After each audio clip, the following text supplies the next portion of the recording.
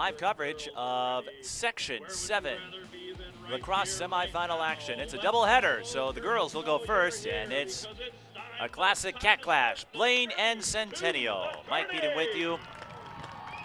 And again, we welcome all of those watching on North Metro TV and on NSPN.TV. With these two being in the same conference, the Northwest Suburban, if you're wondering how that went, it was a close one. 8-6 the final. Blaine got the victory over Centennial. But a couple of fun facts about this matchup. This is a rare instance where two sisters will duke it out. Peyton Youngberg for Blaine and Presley Youngberg of Centennial. They play on separate teams. It's rare that you see that. I did talk to Margot Coombs, the Blaine head coach, briefly, and she said, can we play a complete game? Get all the way through that fourth quarter. We shall see. Centennial won the opening draw.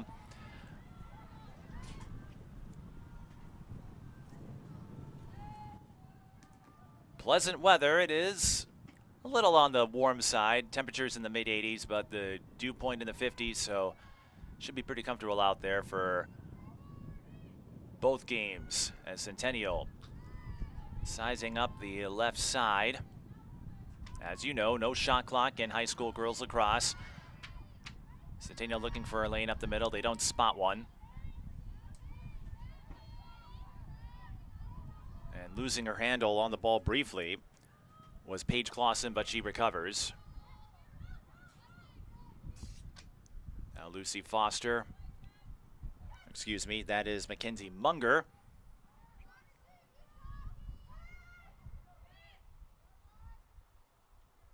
Like we said, no shot clock, so you can see the patience exhibited on these sets. And in the case of girls lacrosse, there is no boundary to worry about. You can use any part of the field. Centennial, they've got a lot of balance. That is their biggest strength. Entering this game, 7 players with 10 goals or more. Rare that you see a distribution so evenly balanced like that. But it could make Centennial tough to guard, tough to defend when you don't have one key player you can hone in on. As this possession continues, we've been playing this possession for nearly 2 minutes. Now Centennial makes their move, delayed foul call, and there it is.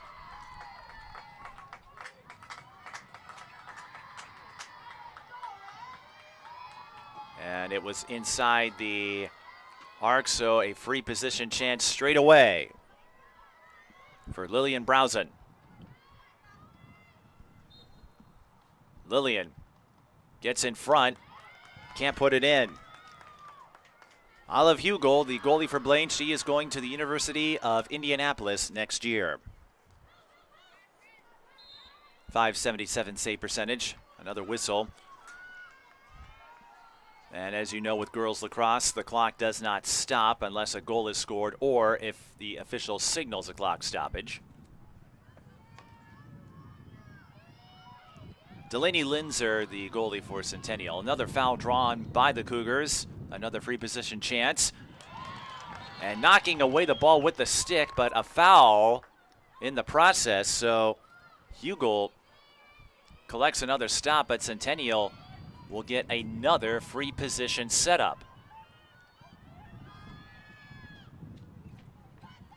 It's a little tough to see with the sun right now and those gray lines, but Paige Glosson hopes to see a ball go in the net. Oh, Blaine got on top of her. Centennial moving the ball around.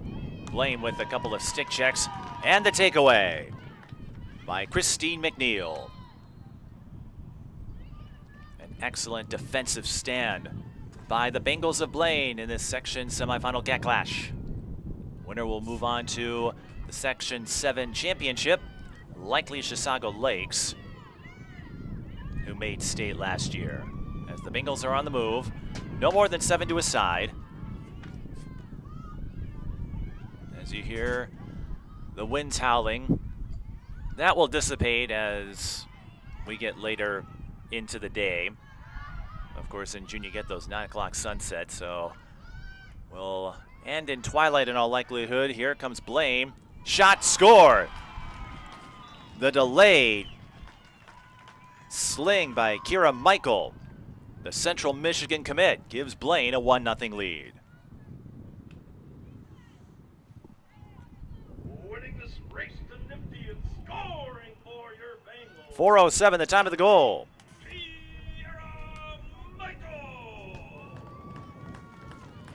Kira Michael this season, one of the leading scorers for Blaine, 35 goals entering this contest, averaging about 2.5. Gracia Fox, the overall point leader.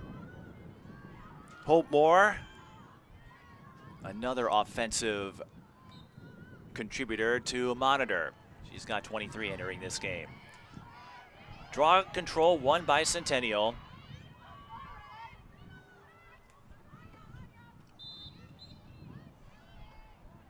Clausen drawing a quick foul, has to get reset and keeps on trucking. Blaine throws up a wall, Clausen sneaks through it. Shot gets away. Hugo may have batted it away with the stick, but still Cougars ball.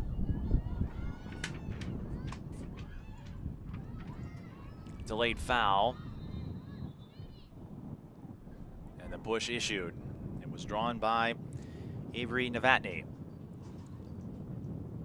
You may recall last year we covered Centennial's section semifinal, but it was at Mariner Middle School, as Centennial's home field was under renovations at the time.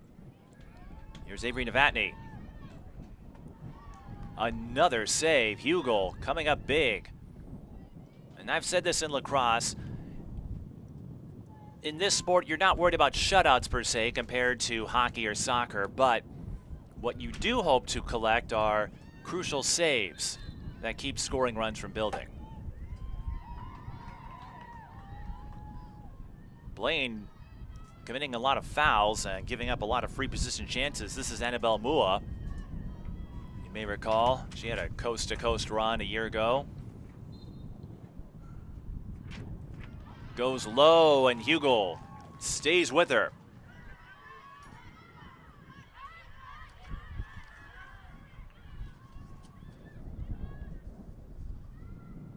Still Centennial ball. And for Olive Hugo and Blaine, the key moving forward as we are past 6 minutes in the first quarter. Here comes Mua, draws the foul again. How long can Blaine withstand this? They are giving up a lot of possession time to Centennial in this first period.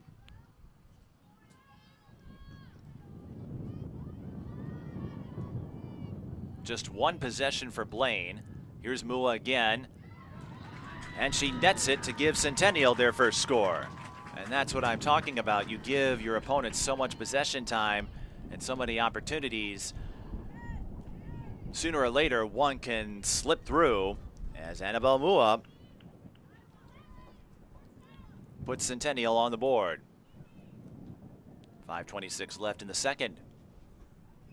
And Mua part of that contingent. The leadership by committee group. That makes Centennial a tough team to scout.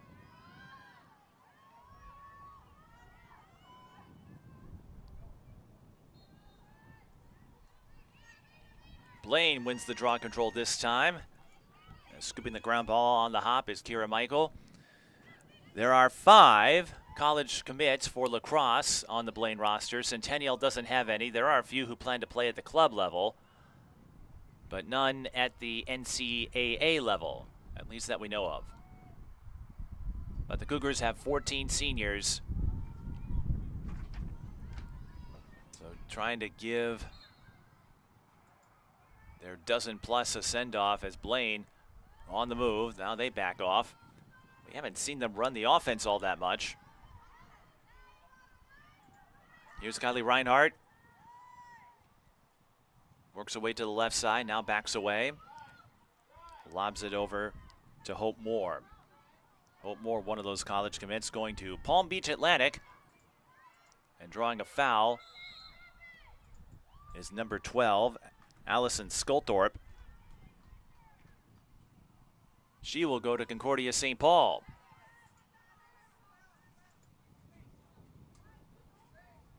Seafoam Stadium, home base for the Golden Bears. Skulthorpe draws another foul.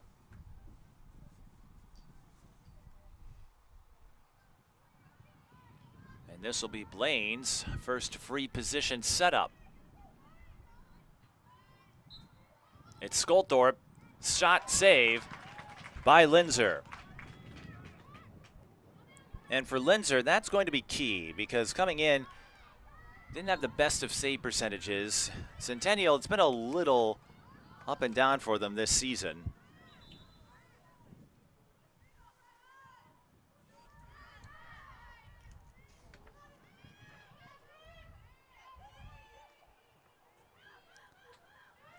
They did beat Duluth by a big margin as Centennial got the ball, had the shot, ricochet off the crossbar. But got Duluth by a big margin last Thursday, 16-2. And including the regular season, have won their last 4 games. But it's Blaine on the move after the stop. This is Annalise Schwark. Wide open look. And I think Linzer got a piece of it. So Linzer taking her turn at some defensive mastery. But the outlet deflected and taken away by McNeil. And Blaine gets another chance to set up. Again, the regular season meeting won by Blaine 8-6. So this could be another close affair. The semifinals, I often say, are when the degree of difficulty goes up a notch, and Linzer up to the task. Returning that shot from Skulthorpe to sender. Blaine with another takeaway. They've got numbers. Linzer once again. Linzer, one of the many seniors, proving to be impenetrable over these last few minutes. And as I said, saves may not go down on the highlight reel like goals do, but for the team that wins, you're going to remember all those key saves. Under 2 minutes to go, 140 to be precise in the first, and just 1 goal apiece in our boys-girls doubleheader. Blaine and Duluth will follow this game. Annabelle Mua, her shot is offline. Nobody from Blaine behind the net, so Centennial will hang on to it.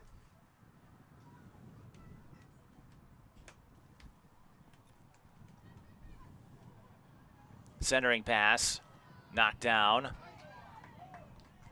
Centennial scoops it back up. That's Clausen. Approaching 1 minute to go. Clausen, the wraparound, the shot, the score!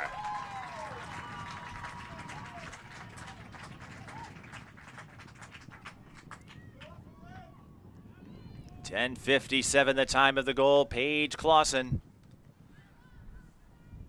leading the team in goals based on the data we have, but as I noted, 7 have 10 or more. And when you get to this point, records, rankings, they go out the window. In the section round, it's win and move on, lose and you're out.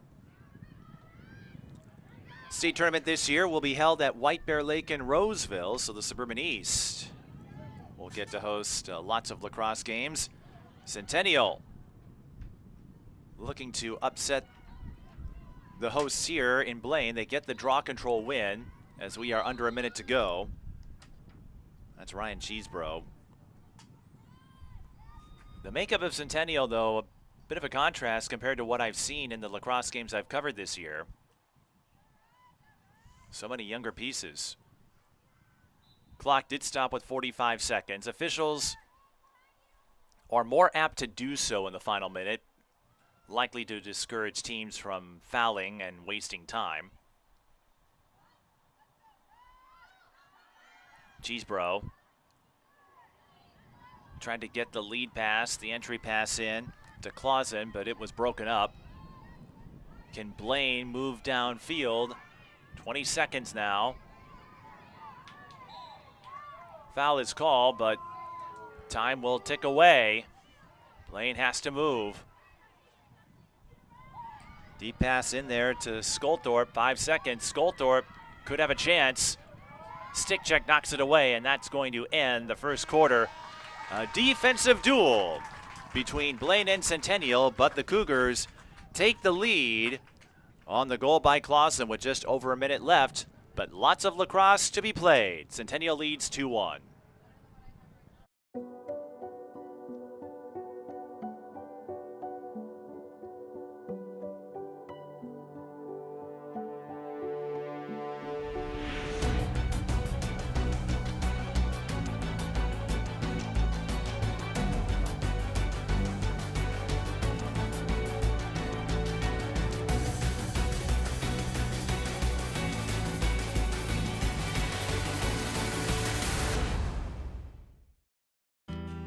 North Metro TV News is your source for local stories. Highlighting the issues in your community, we bring you the news that's closer to home. Join us as we explore the stories all around us, every day at 2:30, 6:30, and 10:30.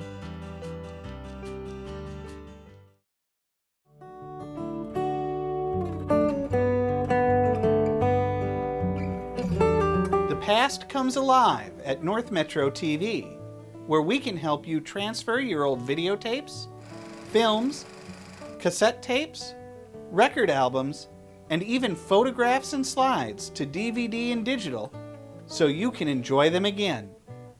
North Metro TV, bringing the past to life. Mike Beaton with you, live on North Metro TV and NSPN. 2-1 the score. Centennial over Blaine.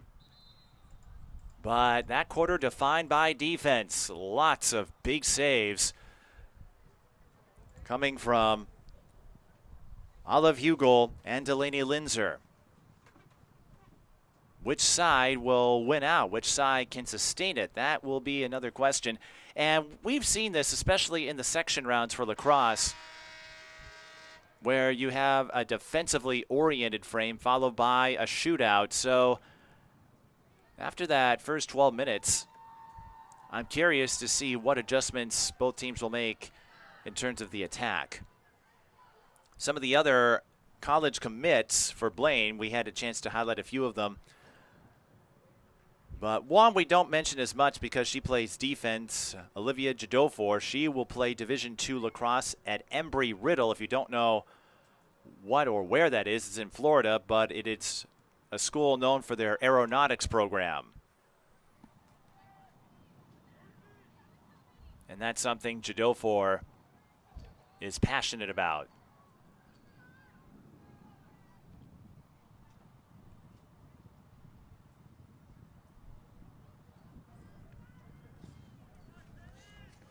Earlier we mentioned Centennial coming in, winners of 4 straight, including the section quarterfinal win over Duluth. Blaine, they had to sweat it out with the co-op of Hermantown, Proctor, Cloquet, and Esco, a 6-5 victory. They have also won 4 straight.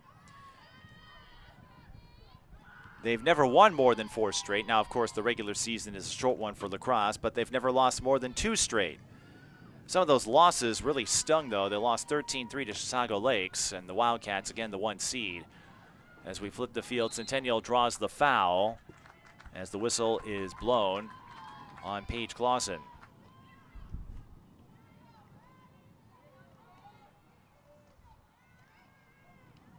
So a free position opportunity for the Cougars. Clausen backs away, couldn't get the jump. Jadofor is there among the others.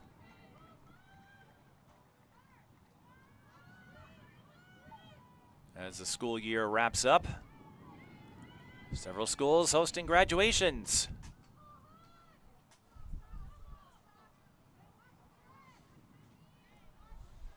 And in just a couple of weeks, we will officially bid farewell to the 25-26 high school season.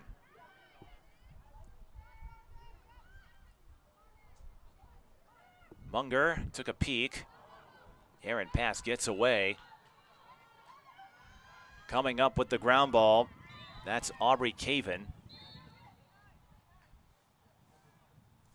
Draws the foul, picks the ball back up.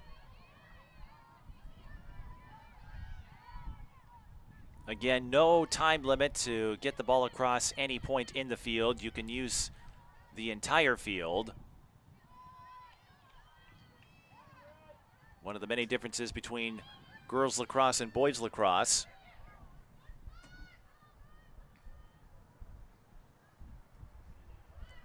This is Schwark. Got the ball back. Takes another swipe. And Blaine will hang on to it.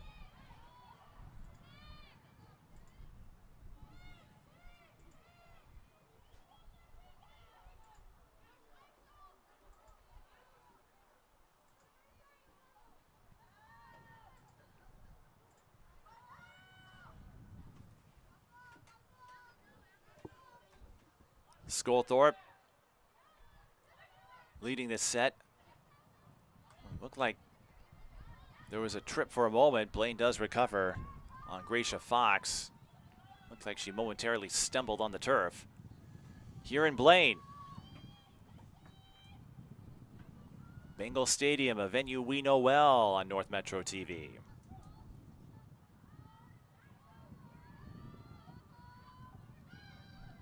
High-low shot. Batted over the net by Linzer. Fox comes up with it.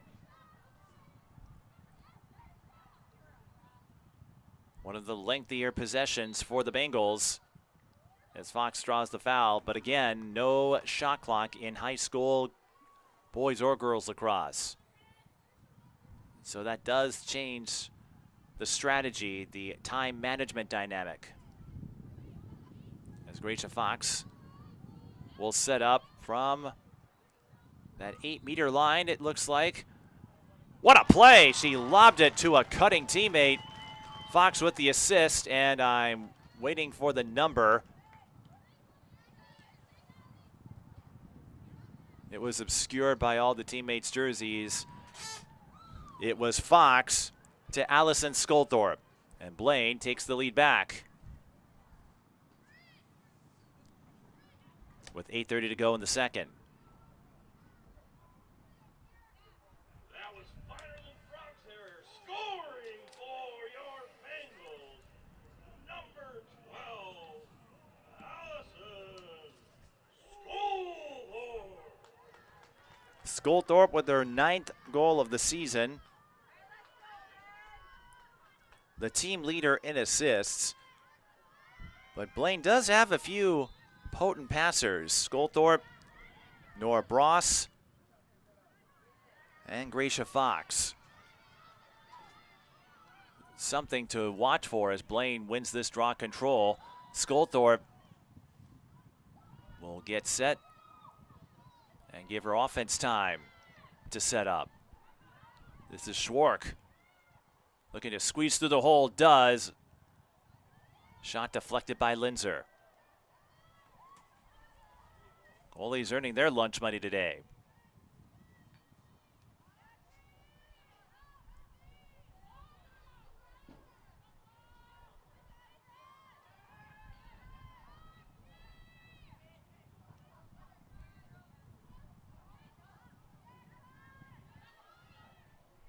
Skolthorpe evading a couple of checks. This is Hope Moore. Blaine on the move again. Had to retreat. Now Skolthorpe up top. Drew the late foul on Kylie Bergwald just when it looked like Kylie had the stick check and pried the ball out.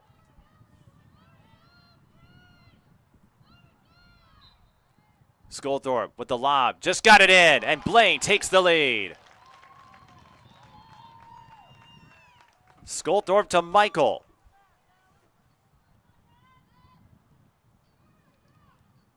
Scoring for your Bengals.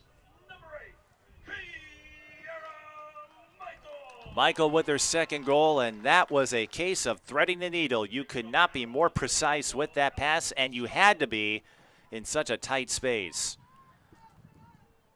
But it goes back to what we were saying with Blaine and the number of players, Sculthorpe among them, who can distribute and facilitate. So Sculthorpe picking up her first assist. She has 2 points on the day. Michael, for what it's worth, assumes the team lead in goals, but I don't think she's too concerned about that.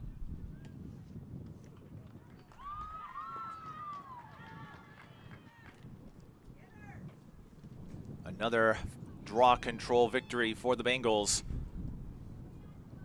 And this could create the makings of a big run as Sculthorpe had the foul waved off because she was able to continue and follow her shot unimpeded. Stick check by Jadofor. Ground ball scooped up by Aubrey Caven. Centennial swipes it back. They have numbers. Ryan Cheesebro couldn't feel the pass initially. Still has numbers, but tough spot for Centennial. And Blaine regains control. This is Kira Michael. Again, headed to Central Michigan to play collegiate lacrosse.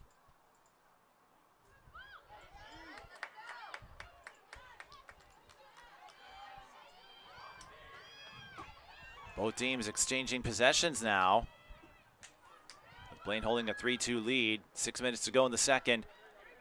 A little shimmy and a little off-speed jaunt. Paige Clausen with her second goal of the game, and we're tied again.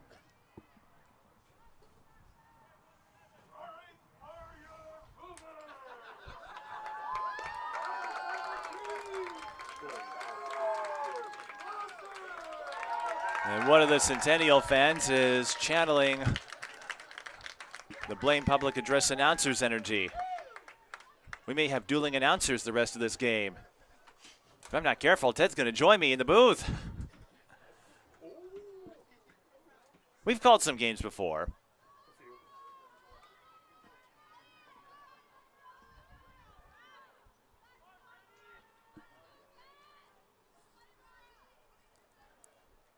So Clausen with the pair for the Cougars. Michael with the pair for the Bengals. And neither side has led by more than one. It's been that close. Again, the regular season meeting was 8-6. Another face-off, I should say draw control. They mean the same thing. And Blaine wastes little time. Kylie Reinhardt with the windup and the score.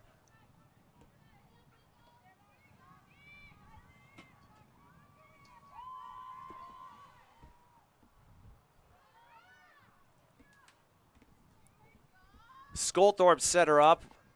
Not sure if she'll get credit for the assist. Scoring for your Bengals, number 5, Kylie Reinhardt.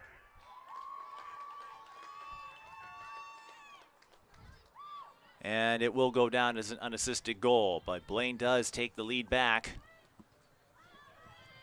If you just joined us, this game could not get any tighter. Neither side has led by more than one. And we've seen a few lead changes already. Winner of this game, again, will likely play Chisago Lakes in the section final later this week. State tournament will be held at White Bear Lake and Roseville. I'm curious how Roseville will pull it off, because I don't know if they've hosted before. I know White Bear Lake has, in partnership with Stillwater way back when. Foul called on Blaine.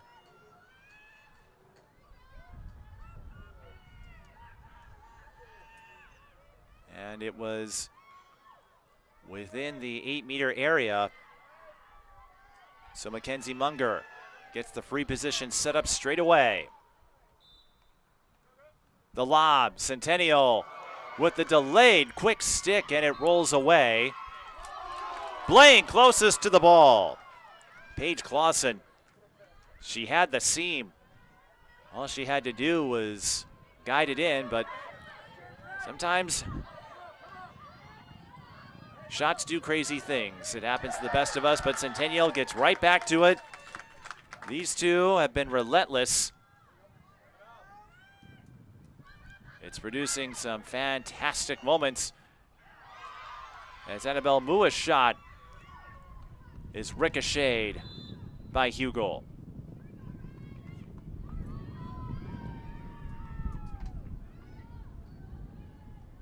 The Centennial coaches told me this is an intense rivalry, and not in terms of emotion or drama, but these two know each other well, being in the same conference.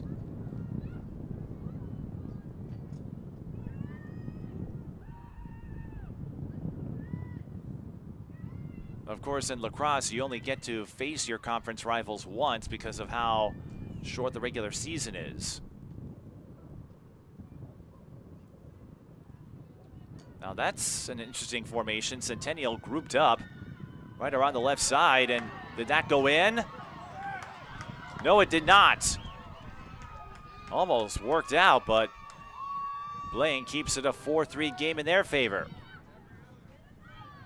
Here's McNeil leading the charge, but she'll back off and give the attackers a chance to set up. That 30-yard line represents the barrier.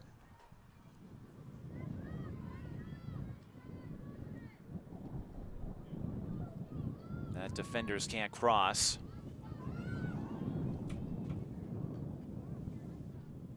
Without being called offside, that is.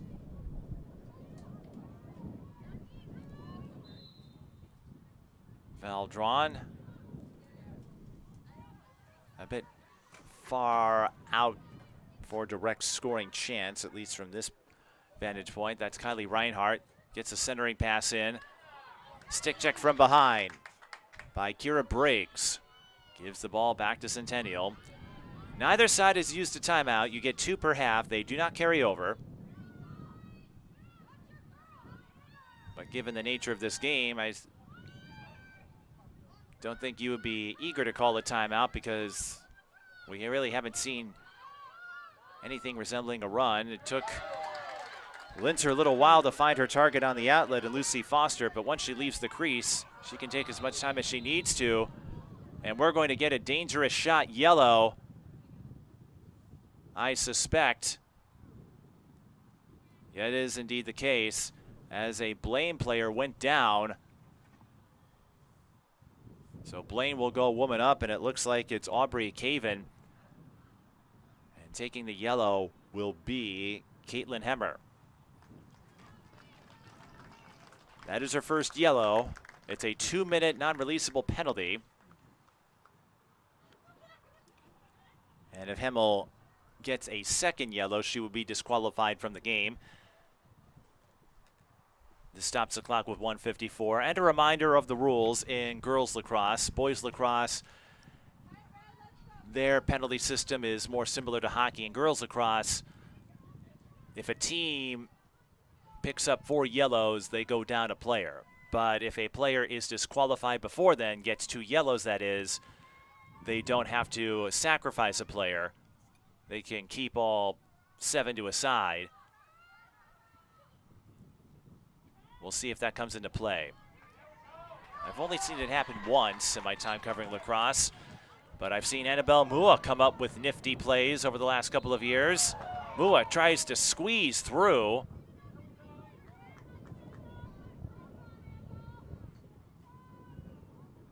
Officials signaling to run the clock.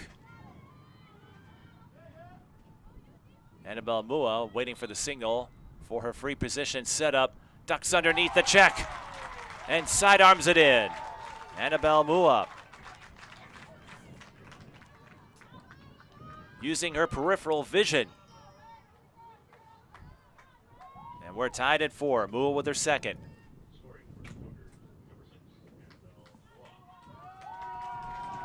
A short-handed goal for Mua. As we remain woman up for Blaine, following the yellow by Caitlin Hemmer for the dangerous shot. if you're wondering about that, if you haven't followed girls lacrosse all that much, because the players don't wear helmets in girls lacrosse, they have a dangerous shot protocol.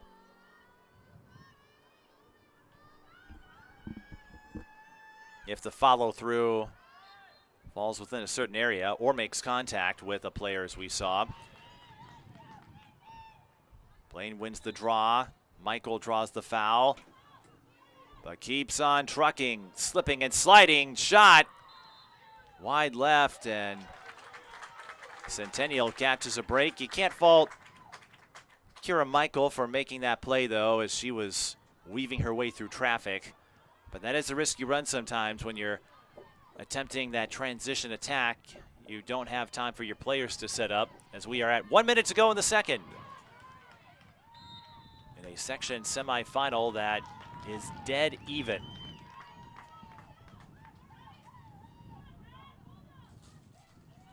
Neither side has led by more than one. We've been tied 4 times. Going left, then right is Sculthorpe. She draws contact. Officials signal the clock stoppage with 32.3. Again, they're more apt to do so in the final minute.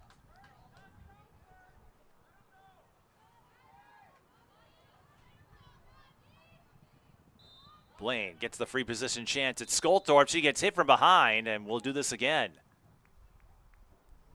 As she tried to race her way in.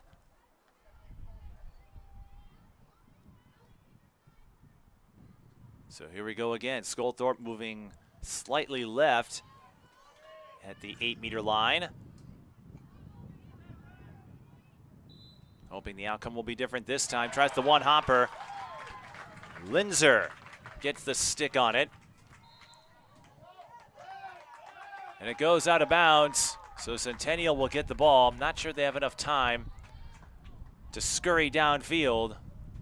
Coming up on 10 seconds, and doesn't look like they'll mount another attack. But Blaine gets the takeaway. They've got time, 5 seconds.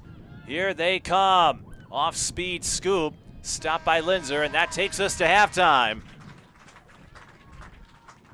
And we go to halftime the way we started this game, in a tie. 4-4 in the Section 7 Girls Lacrosse Semifinal. As tight as you can get. We'll take a break and come back for the third quarter and some halftime analysis too. You're watching live coverage on North Metro TV. When times get dark, we can't see the help that's all around us. Let 211 be your guiding light for help with food, healthcare, and other resources. 211, how can I help you? Call 211 or visit 211.org. 211, get connected, get help.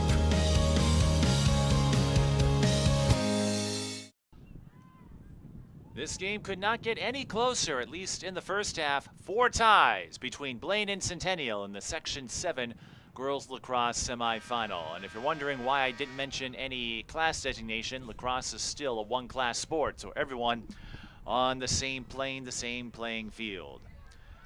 Pair of goals for Annabelle Mua and a pair of goals for Paige Clausen. No assists for the Cougars. On the Blaine side, a pair of goals from Kira Michael, one from Sculthorpe, and one from Reinhardt. But again, the story has been the stalemate, the deadlock, the gridlock between two old foes in this section semifinal cat clash. Winner moves on to the section final, likely Chisago Lakes, and we're gonna get a yellow on Paige Clausen for the stick check that got a little too close to the head. Centennial was able to kill off the first yellow, but they will start this third quarter down a woman. And that is their second yellow of the game, 2 more, and they would be down a player after that. Once again, because the players don't wear helmets, there are extra precautions the officials take.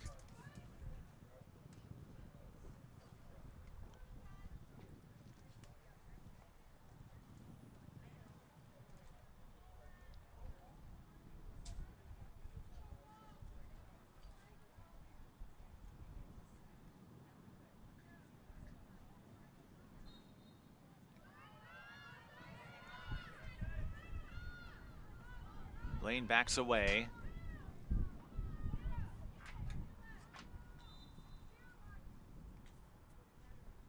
Delayed yellow called, so Blaine will get the reset.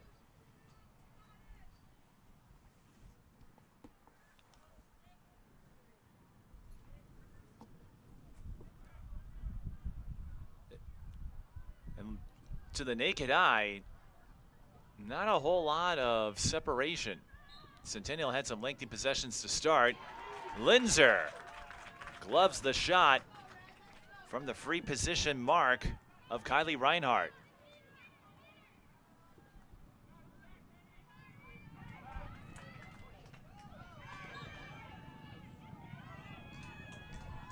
Now Centennial straddles downfield again. Caitlin Frank backs off, and Centennial will set up. Again, Blaine won the regular season meeting 8-6. Both teams, including their section quarterfinal victory, have 4-game win streaks. One of them will end, one of them will continue in this winner go home scenario.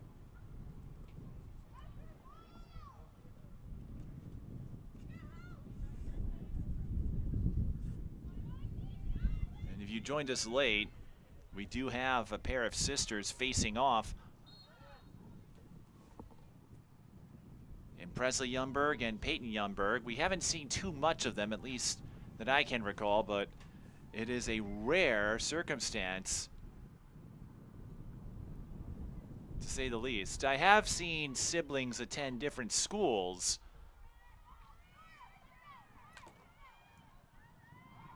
but this may be the first time where I've seen siblings play on separate teams. Centennial Spring Lake Park had a similar situation with Woodbury in girls hockey, but they're in different conferences, so you only had to worry about that if you played each other in state, which wasn't the case.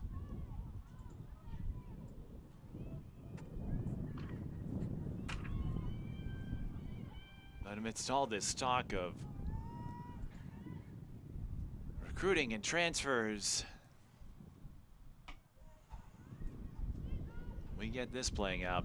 Centennial biding their time on their first possession of the third quarter, and a reminder, no shot clock. They got a foul call drawn by Mackenzie Munger.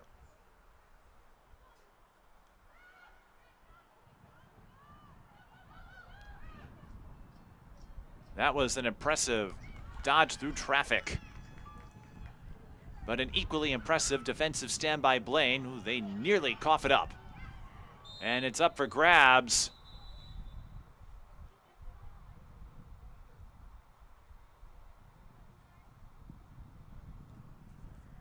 Olivia Jadofor needs a moment to gather herself. But she brushes herself off. I don't think she took any big hits. It will be Blaine ball as the clock stops with 8:26. Again, you're watching live coverage on North Metro TV and streaming on NSPN. Glad to have you with us, whatever platform you're watching.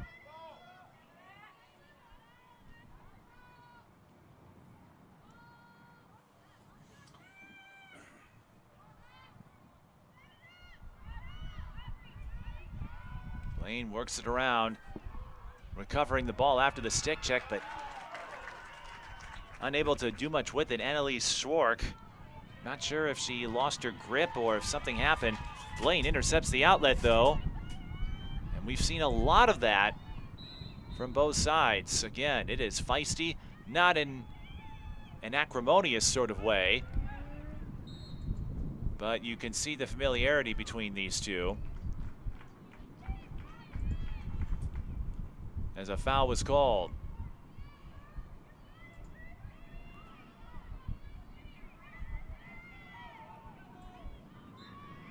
Free position chance for Blaine, through traffic and in. We're back at full strength, but Blaine banking on the strength of Christine McNeil, I believe. With the toe jammer and scoring for your Bengals, number 14. It is McNeil. McNeil.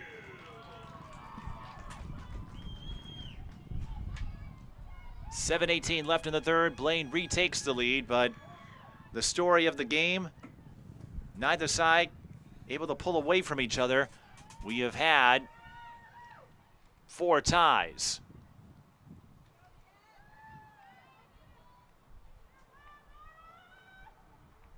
Not counting the 0-0 tie to start every game.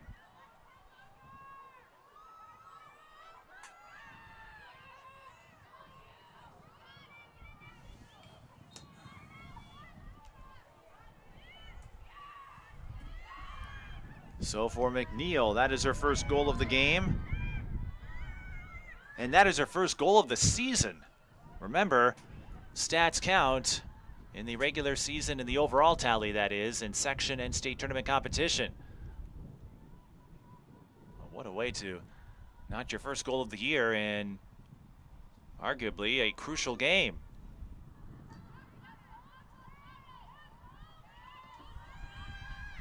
Going up and down and around, at least for the moment, was Paige Clausen, who again has 1 yellow. She and Hemmer would be disqualified if they take another. But for now, Paige Clausen will take her spot on the 8-meter line. Finds a cutting teammate. That was Lillian Brosson. She was held up, and I think she'll get the free position set up now.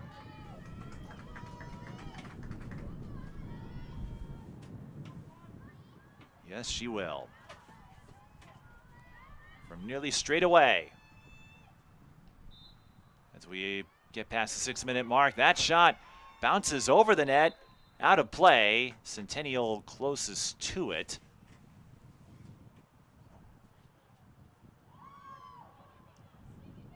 But the ball rolls away a bit on the turf. We don't have the fencing here that we do at some schools. And it will be Blaine ball.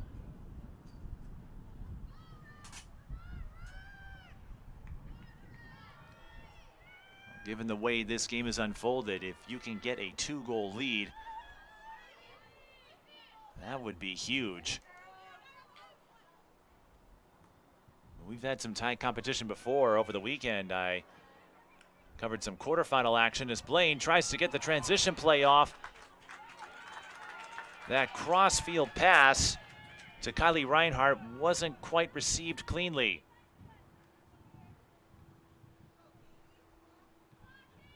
And another scare avoided for Centennial. Foul drawn, but Caitlin Hemmer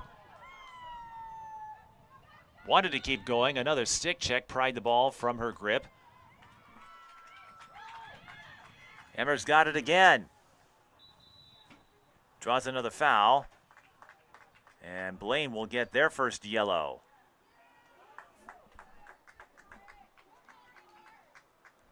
The guilty party, and I think it was due to the stick coming across the face. Looks to be number 21, Emily Verholst.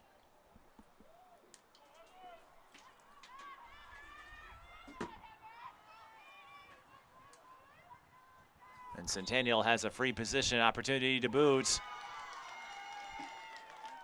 No pressure for Olive Hugel.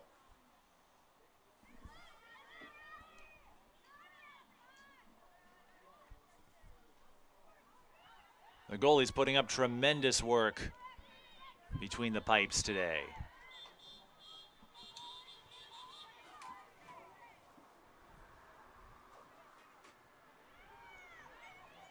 Blaine resets. As long as you don't re-enter the crease, you can do that.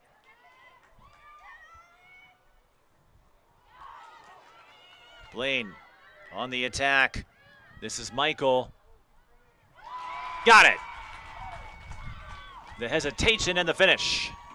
And for the first time, we have a lead of more than one goal as Michael secures the hat trick. Popping forward like an AMC movie theater and scoring for your Bengals. Number 8, Kiera Michael.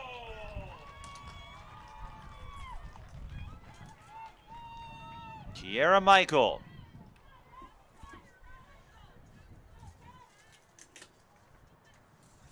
Currently leading the team in goals.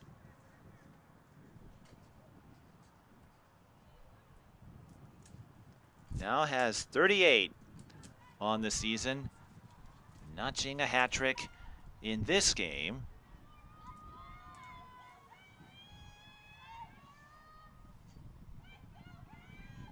And her 7th of the season. She has scored 5 goals on 3 separate occasions, typically in games that Blaine won big.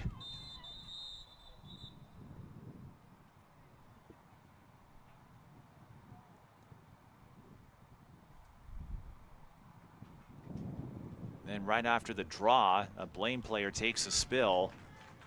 That's Kylie Reinhardt, it looks like, who is slow to get back.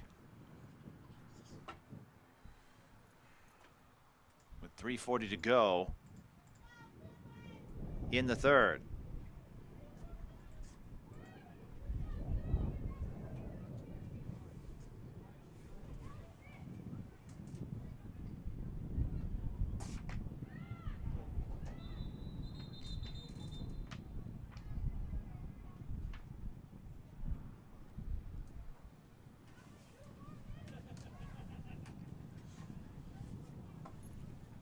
.340 left in the third.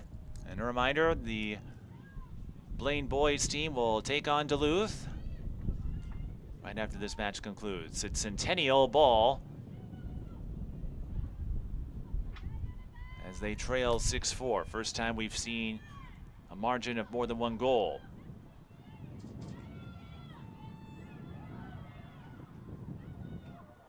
But I've seen big leads erased before. Annabelle Mua going left and right.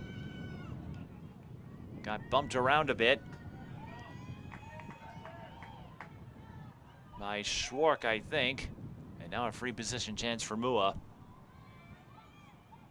Who sits on 2 goals. Mua makes it 3.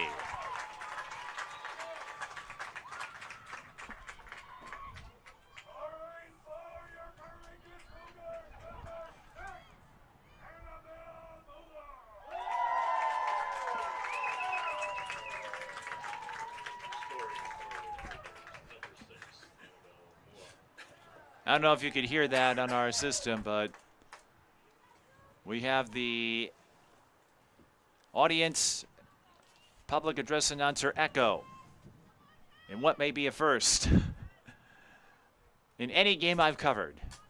Well, typically in lacrosse and hockey, they'll announce the goals after the play. Hockey, of course, they'll announce it after the face-off. Lacrosse, they'll do it in the stoppage between, but this is quite a sight. I should say this is quite an audible experience. Centennial winning the draw, looking to tie this back up. And they should get a great chance to do so on the free position opportunity. Paige Clausen from straight away. Clausen goes top shelf, grabs the thin mince, and mince our 5th tie of this game. Clausen and Mua both recording hat tricks.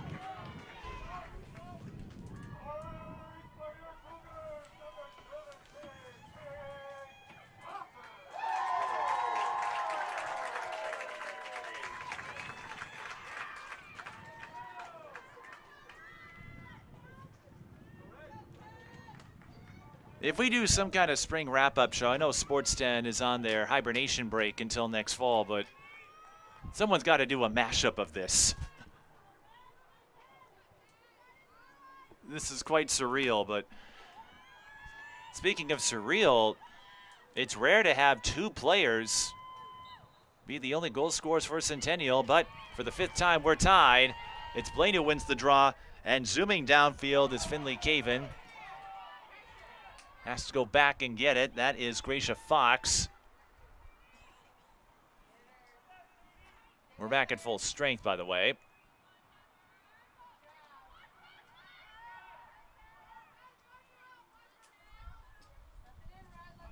Fox to Skulthorpe. Gets away from her defender, but not from her stick.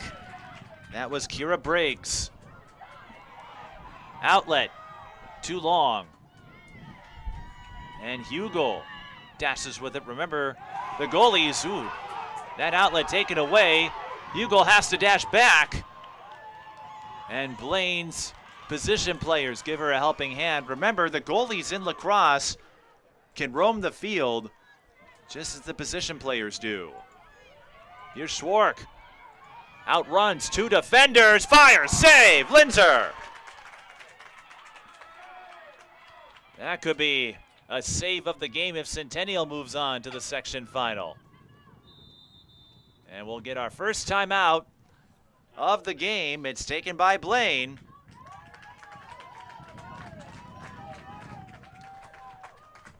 .114 to go. We are knotted up at 6.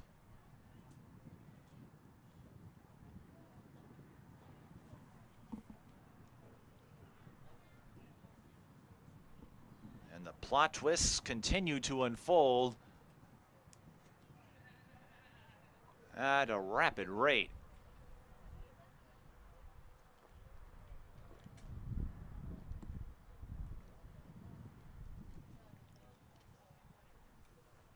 An example of the stakes in these playoff games. When you know it's win or go home, and for those 14 seniors, it's win or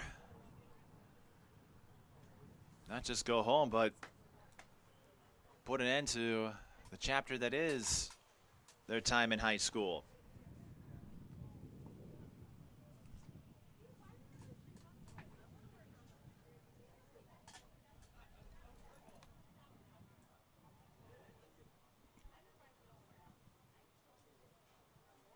And while our sports coverage on North Metro TV is wrapping up, we will have live coverage of some upcoming parades within our area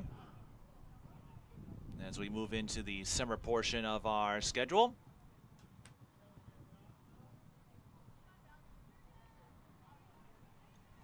Five ties. A few lead changes as well, but Centennial has not been in front in some time. They led 2-1, and I think that's the only time they got in front. I'm double checking here.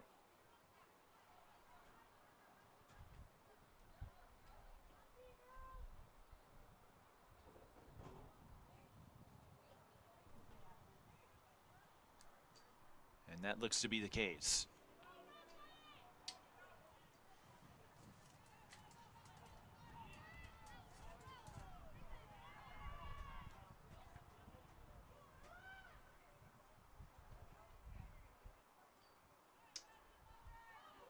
Could this be a contest that comes down to the final play? That's what happened in Hill Murray Matamidi section boys lacrosse.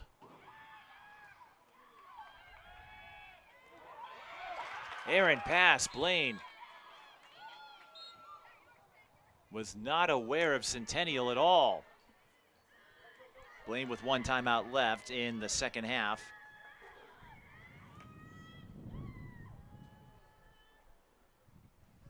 Centennial with 50 seconds could opt to run this out. They have employed some lengthy possessions before.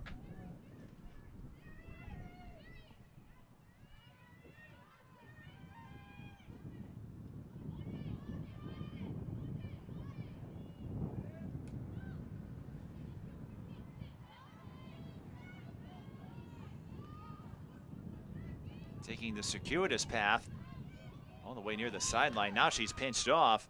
That's Mackenzie Munger with less than 20 seconds. She retrieves it, but Centennial not making any headway toward the net. They'll have to here with 10 seconds. Briggs. Can't find anyone. Centennial in a jam. Briggs has to try the wraparound, and Blaine with some stingy defense again. But the stalemate continues. Blaine got up by 2. Centennial got those 2 goals back. We're tied at 6 with 1 more quarter to go in the Section 7 girls lacrosse semifinal. There's so many rewards in life. You coming into our home was one of the greatest rewards we could have ever had. You know, it took 20 years, and I got my 3rd child, who was 17 at the time. It's so cool to watch the adult that you've become, and you really have done as much for us as you think we've done for you.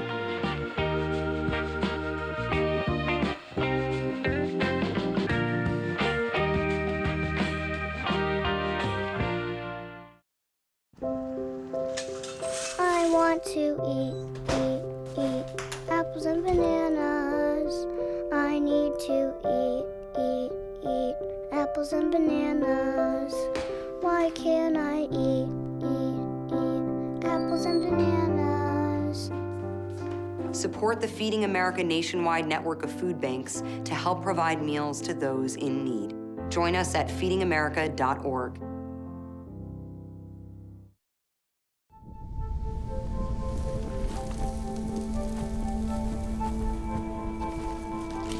Eva Marie smoked 12,000 packs of cigarettes over 15 years. She quit, and now there's a new lung cancer screening that could save her life. You stopped smoking. Now start screening. No matter how much you smoked, early detection could save you.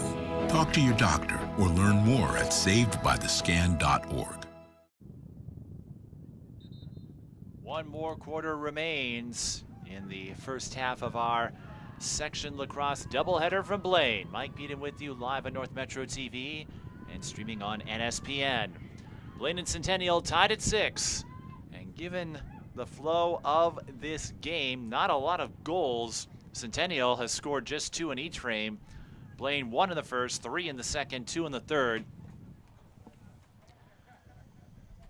There's a good chance this game could come down to potentially a final play in the final minute, or it could come down to just 1 goal in this quarter, because we have seen Delaney Linzer of Centennial and Olive Hugel of Blaine both stand firm on multiple occasions.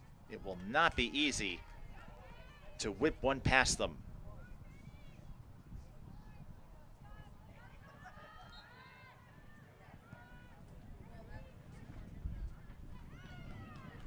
Big draw control win for the Bengals. And trying to go coast to coast once again was Kira Michael. This time Blaine had some support alongside.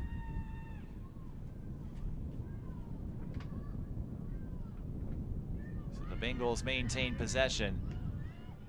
But the transition game, not much of a factor for either team. And the free position chances haven't been automatic either.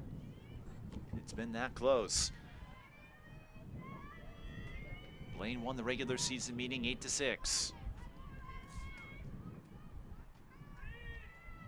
Both teams with 4-game win streaks. Left-handed swipe, but a foul. Just when Centennial thought Linzer added another save in her pocket, Annalise Schwark will get a second opportunity.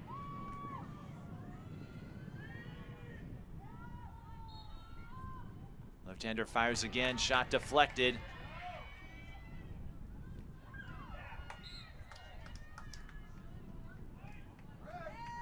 Centennial ball.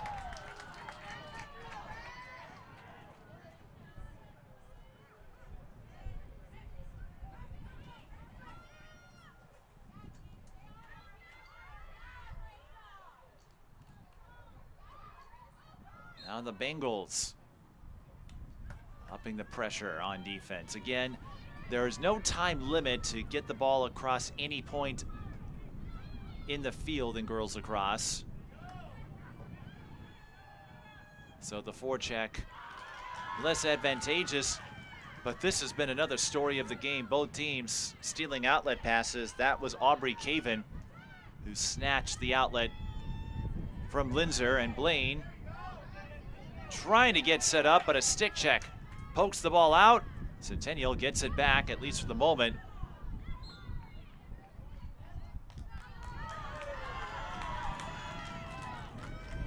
Bobbling the pass was Ryan Cheesebro, and Blaine regains that yellow or white bouncy ball. Didn't quite see which color it is, but you understand what I'm saying. You probably have heard the phrase evenly matched. That would sum up this game to a T. Michael drawing the foul, well outside the 8-meter area. So she'll get her space, but she dashes toward the net and puts it through. Kira Michael with a solo run. Her 4th goal of the game. And each one could loom as the big one.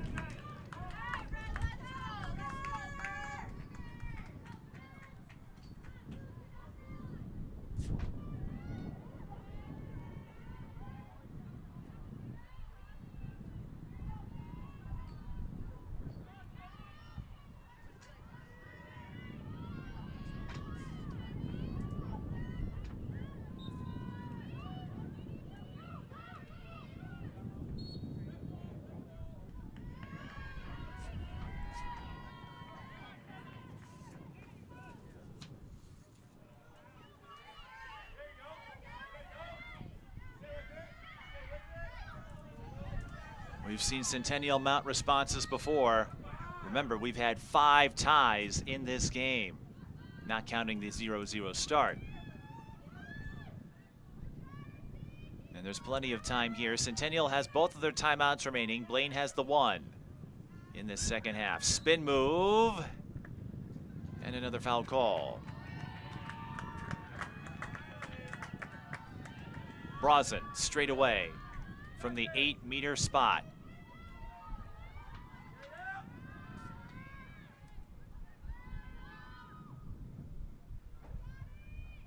Oh! She jumped the gun. Well, she'll get another chance. Wasn't sure if she made the false start, but she'll lob it. Shot! Score! Brazen, the Munger, and we are tied for the 6th time in this game.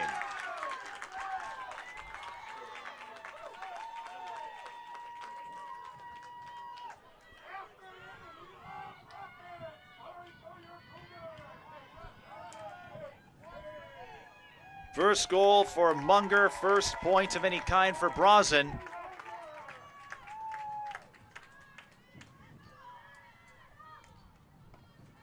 When I talked to their coaches, they had a hard time coming up with fun facts about the team outside of the 14 seniors. And to be fair, a lot of coaches, when you ask them that, it can be hard to come up with an answer right away because they're often used to X's and O's and scouting reports, but it's a group that knows each other well. Again, 14 seniors, so they've hung around each other for a long time. So another tie that will have to be broken at some point because we don't have ties in this sport, especially in the postseason. Here's Michael. Looked awesome on the last run. Tries to go coast to coast again. This time Linzer was there.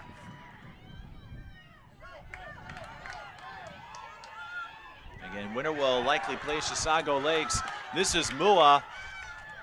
What will she do? Tries to deke her defender. The extra pass and the save by Hugel, but the ball is loose. Centennial trying to bowl it in. Doesn't quite do so, but they do get the ground ball. What a sequence of events, and Centennial with the delayed quick stick. Munger from Clausen.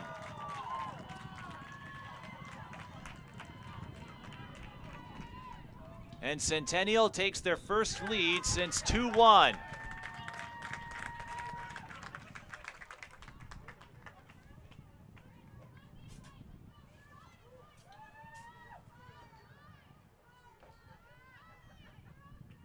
Officials having a conversation afterward. The goal stands.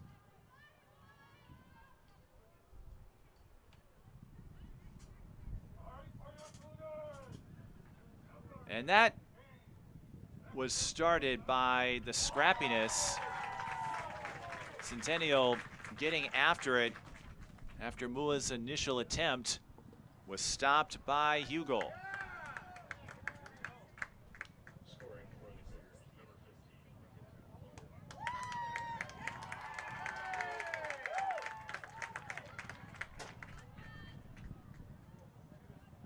Now the official motioning toward the Blaine bench.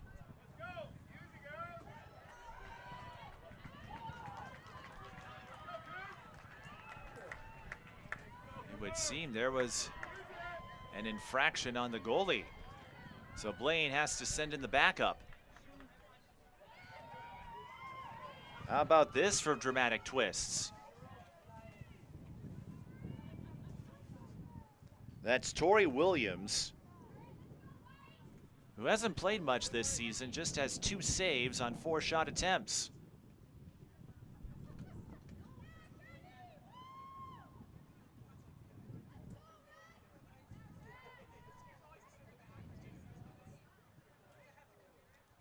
I didn't see what transpired involving Olive Hugel, but it would seem if the penalty's on her, another Blaine player would have to serve the penalty. A position player, that is. And we still have 6 minutes and 33 seconds left in the 4th quarter.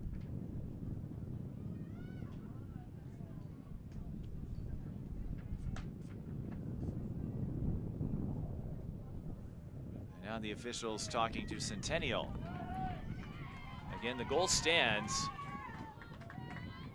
Penalty on Hugel. Serving it is Nora Bross. So Centennial will get a woman up right after they take the lead.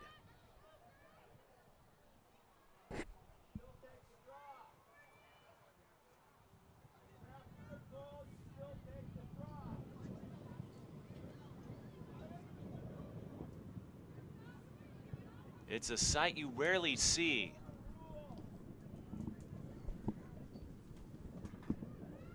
But the goalies can be issued penalties, just like the position players.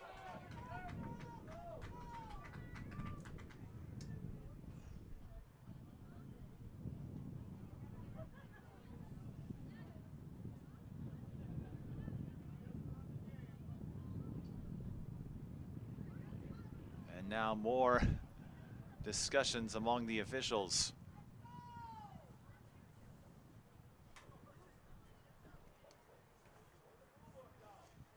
And we don't have a way of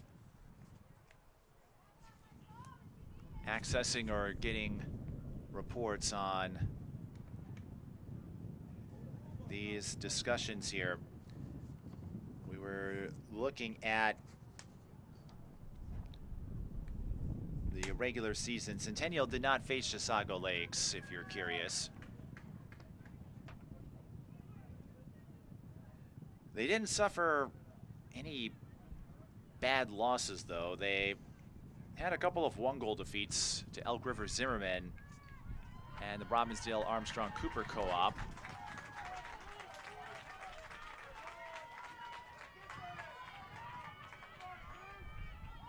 So after an extended pause to sort out the penalty, Centennial gets the ball. So they have woman up. And a goalie who hasn't seen much action all season has to spell for Hugel until the penalty expires.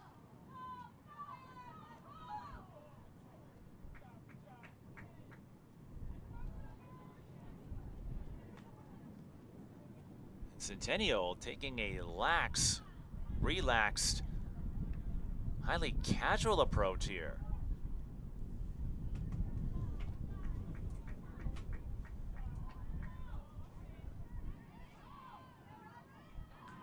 That's Mua all the way to the corner, and finally a Blaine player, Caven, puts pressure on her, but Mua with no urgency, no pressure, no drive to make any major moves offensively right now. And this is worth noting because, as I said before, there is no shot clock in high school lacrosse, so theoretically Centennial, they could hold on to possession and run the clock all the way down. You only need to win by 1, and I'm wondering if that's what Centennial's trying to do. Rather than go for the knockout blow, protect the lead. If that's the case, it's a real interesting strategy to employ with this much time remaining. Centennial may also be doing this knowing that even when the penalty expires, Hugo can't sub in until Blaine gets the ball back.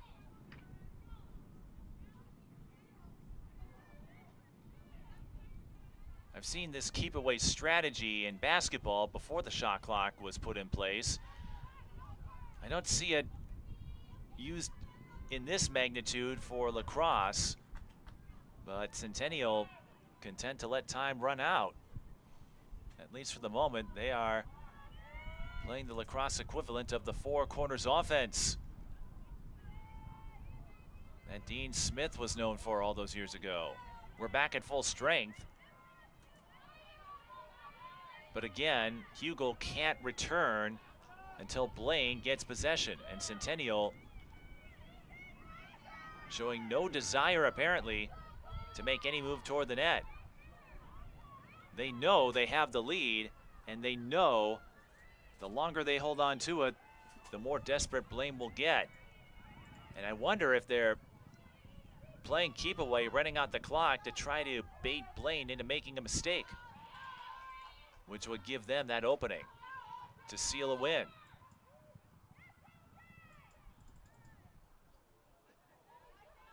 Again, these are the options available without a shot clock. It's certainly not the most compelling event to watch, but there is a high degree of strategic importance. Again, we saw this all the time in basketball before the shot clock was put in place. And Centennial, they're going to force Blaine to make a move.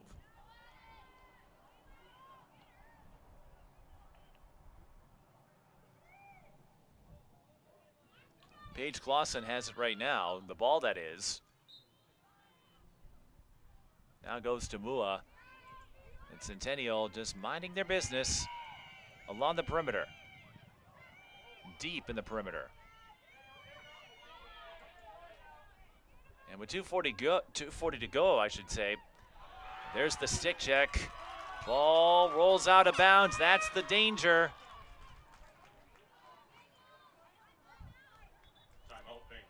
Blaine will take their second and final timeout with 2:33 to go, and that will give Blaine an opportunity to sub Olive Hugo back in. That's the risk you run, though, when you lay back like that, park the bus, as they say in soccer. You sometimes put the onus on yourself. It was an understandable strategy for Centennial, and it could still very well pay off. We've seen Delaney Linzer come up with some big saves, but Centennial ate up about 3 minutes of clock and really didn't make any attempt to go toward the net. Again, I'm wondering if they did that to keep Hugo out of it, knowing they had the lead, and if they could hang on to the ball, they would secure the win. But that 1-goal lead, it's the danger zone. I know sometimes you hear the saying 2-goal leads are the most dangerous. I'd say mathematically the 1-goal lead is, because it gives you no room for error.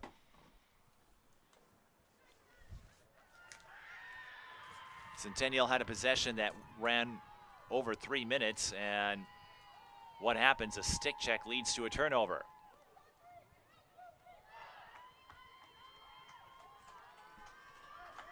On the one hand, you're trying to take away possessions. On the other, I feel like you have a chance to deliver that knockout punch and put more pressure on Blaine. Neither side is led by more than 2.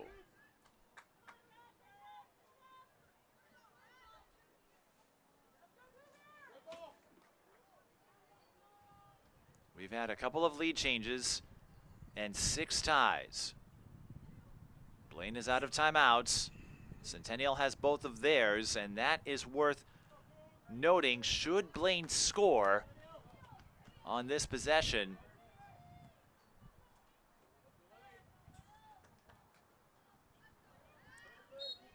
more notably, should Centennial regain possession or come up with the draw if Blaine scores? A lot of ifs, but no ands or no buts here. The stakes are simple. Blaine needs a goal to stay in this game. And again, the clock doesn't stop unless the official signals a clock stoppage, typically in the final minute. We're approaching 2 minutes in the 4th.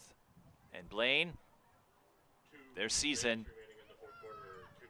is on the line. They have to come up with something here, because we've seen Centennial, if they get the ball back and Blaine doesn't score, they'll just hang on to it, especially at this late. How do you approach this if you're Blaine? Kira Michael, with that agility, able to speed her way to some scoring chances, and drawing the foul. Allison Skulthorpe tripped up. And depending on which color shirt you're wearing, may color your view of that call. I'll show myself out. Official signaling the clock to run. Skulthorpe from a tough angle.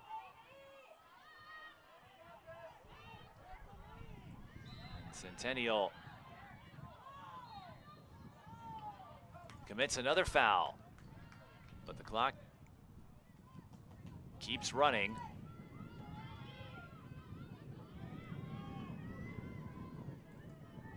Skulthorpe awaiting the signal. Fires, scores!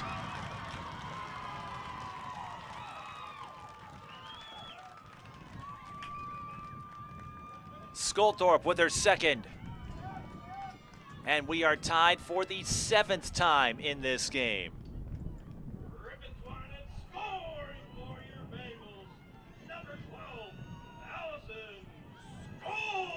53.7 on the clock. It did stop a couple of times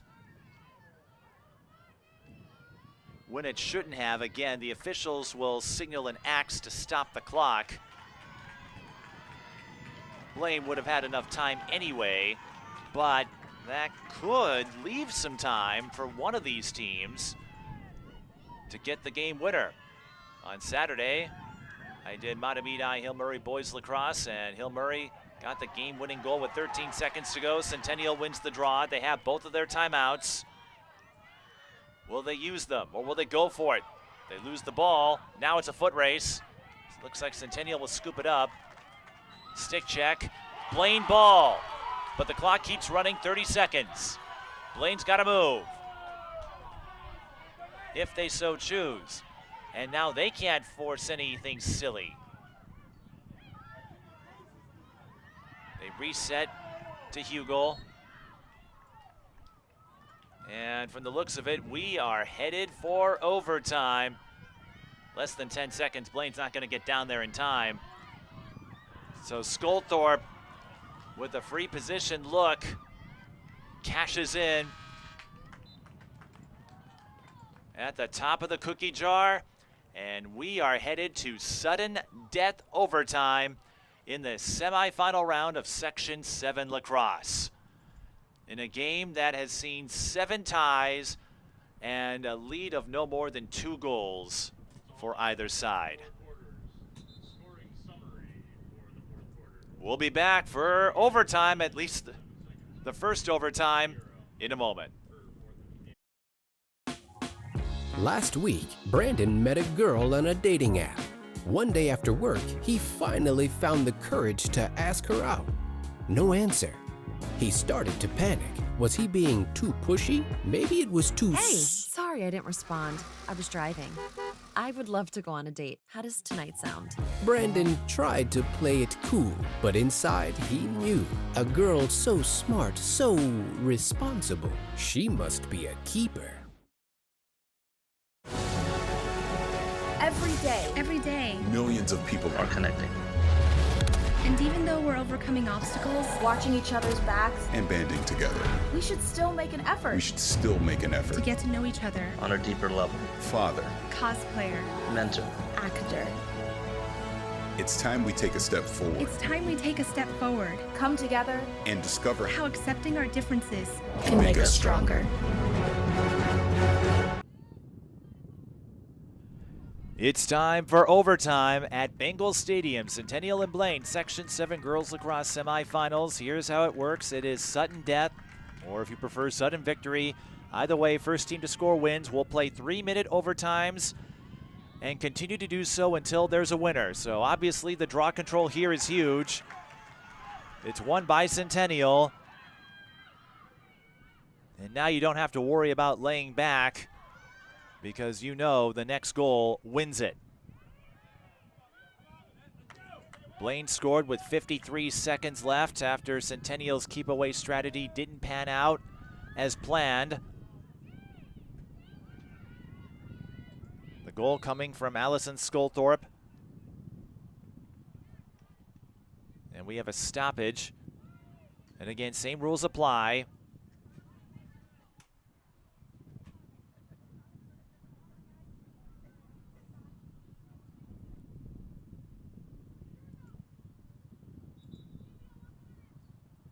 Foul was called. Now the ref signaled to stop the clock with 2:10 as both teams make substitutions. Setting up at the 12-meter arc is Mackenzie Munger.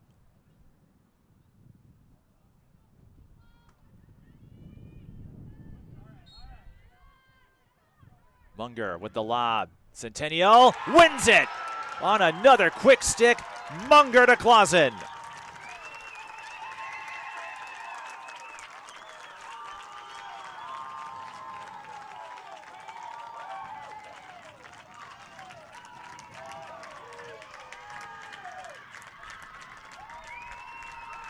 Clausen ends the game with her 4th goal, and Centennial can exhale. They were up 8-7. Laid back, killed a bunch of clock, hoping they could run it out. Blaine tied it, but Centennial wins the draw, and they win it on the first try. Paige Clausen on the quick stick flip from Mackenzie Munger. Those two hooking up in the later stages. Annabelle Mua getting the hat trick for Centennial, and for Paige Clausen, it's a season high. Her 4th goal, and it's a game winner. 9-8 the final.